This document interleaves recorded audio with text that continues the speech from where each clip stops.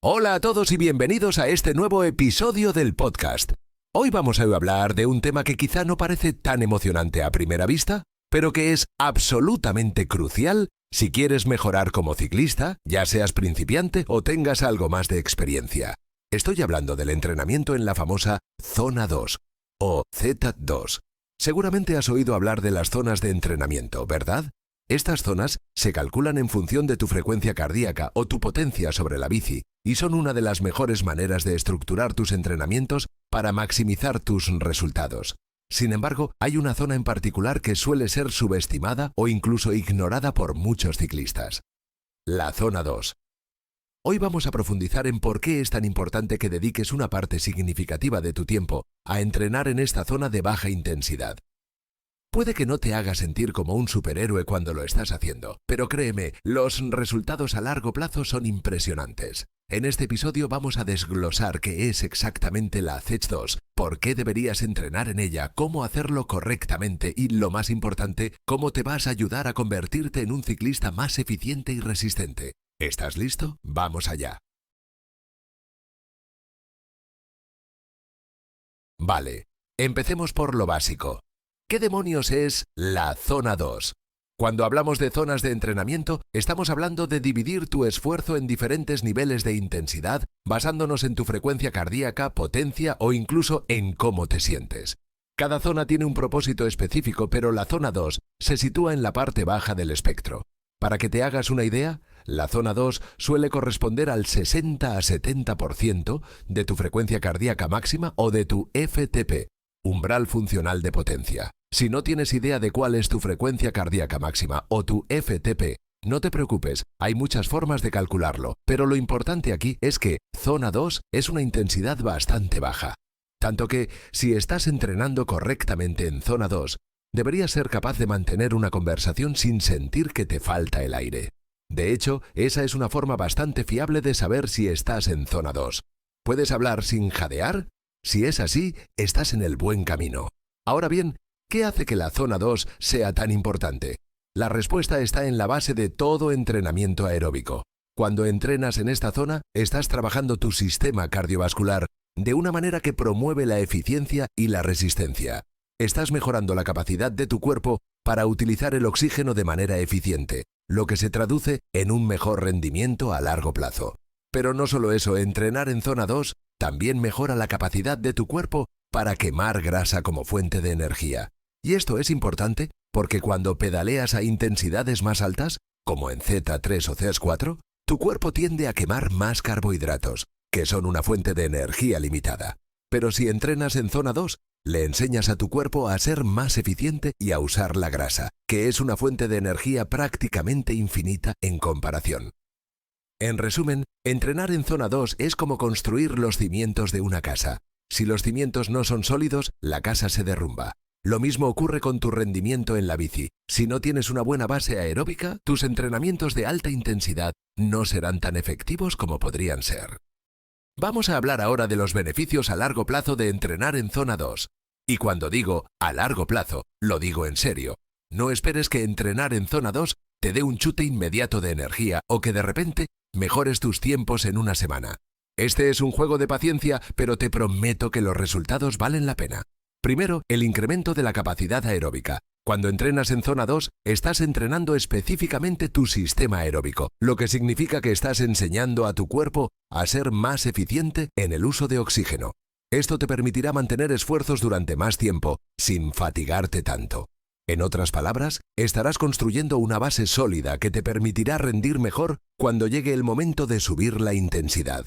Por ejemplo, piensa en una carrera de fondo. Si tienes una buena base aeróbica gracias al entrenamiento en Zona 2, serás capaz de mantener un ritmo alto durante más tiempo, sin quemar todas tus energías en los primeros kilómetros. Al final, la carrera la ganan los que pueden mantener la intensidad más tiempo, no necesariamente los que van más rápido al principio. Otro beneficio clave es la eficiencia energética. Cuando entrenas en Zona 2, estás enseñando a tu cuerpo a utilizar la grasa como fuente de energía. Y esto es una gran ventaja, porque mientras que los carbohidratos se agotan rápidamente, la grasa es prácticamente ilimitada. Así que, si eres capaz de volverte más eficiente en la quema de grasas, tendrás más energía disponible durante más tiempo. Imagina que tienes dos depósitos de combustible, uno pequeño y fácil de usar, los carbohidratos, y otro gigante pero un poco más difícil de acceder, la grasa. Entrenar en zona 2 es como mejorar el acceso al depósito grande, permitiéndote ir más lejos sin quedarte sin combustible. Además, entrenar en zona 2 reduce el riesgo de sobreentrenamiento. Muchos ciclistas cometen el error de entrenar siempre en zonas más altas, pensando que cuanto más rápido vayan, mejor será su rendimiento. Pero el problema es que entrenar siempre a intensidades altas puede llevarte a la fatiga crónica y aumentar el riesgo de lesiones. Al incluir entrenamientos en zona 2, permites que tu cuerpo se recupere, ya que este tipo de entrenamiento es menos demandante para el sistema muscular y articular. De hecho, entrenar en zona 2 promueve una recuperación activa, lo que te ayudará a estar más fresco para los entrenamientos más intensos. Finalmente, el entrenamiento en zona 2 también tiene un impacto positivo en tu adaptación cardiovascular. Básicamente, estás haciendo que tu corazón se vuelva más eficiente en su trabajo. A medida que te vuelves más aeróbicamente fit, tu corazón no necesita bombear tan rápido para suministrar oxígeno a tus músculos. Esto significa que tu frecuencia cardíaca en reposo disminuirá, lo que es un buen indicador de tu nivel de condición física. Ahora que ya conoces los beneficios, vamos a ver cómo puedes empezar a implementar entrenamientos en zona 2 en tu rutina. Y lo primero que quiero decir es, no tengas prisa. Los entrenamientos en zona 2 requieren tiempo y paciencia. No son entrenamientos que vayan a darte resultados inmediatos, pero cuanto más los hagas, mejores serán los beneficios a largo plazo. Entonces, ¿cuánto tiempo deberías dedicarle a la zona 2? Bueno, depende de tu nivel como ciclista y de tu objetivo, pero para la mayoría de los ciclistas amateurs, alrededor del 60 o 80% de tu tiempo de entrenamiento debería estar en zona 2. Sí, has oído bien, más de la mitad de tu tiempo de entrenamiento debería ser en una intensidad baja. Esto puede sonar contraproducente para algunos, especialmente si estás acostumbrado a entrenar a intensidades más altas. Pero recuerda, estamos construyendo una base sólida para mejorar tu resistencia. Si estás entrenando, por ejemplo, 10 horas a la semana, eso significa que al menos 6 a 8 horas deberían ser a un ritmo que te permita mantener una conversación sin problemas. Puede parecer que no estás trabajando lo suficiente, pero en realidad estás enseñando a tu cuerpo a ser más eficiente, y eso es lo que te hará más rápido en el largo plazo. Ahora, ¿cómo combinar este entrenamiento de zona 2 con otras zonas de intensidad más alta? Porque obviamente, no todo tu entrenamiento debe ser en zona 2. Una buena estrategia es lo que se conoce como entrenamiento polarizado. Básicamente, significa que la mayor parte de tu entrenamiento, como ya hemos dicho, el 60-80%, debería estar en zona 2, pero también deberías incluir un pequeño porcentaje de entrenamiento de alta intensidad, como intervalos en Z4 o Z5. Esto te permitirá obtener los beneficios de ambos tipos de entrenamiento: la base aeróbica de zona 2 y la mejora de tu capacidad de trabajo en esfuerzos intensos con las zonas más altas. Una clave para que esto funcione es la consistencia. No se trata de hacer un par de entrenamientos en zona 2 aquí y allá, sino de hacerlo de manera regular. La constancia es lo que te llevará a mejorar. Finalmente, quiero hablarte de algo que es muy importante en el entrenamiento de zona 2, la paciencia.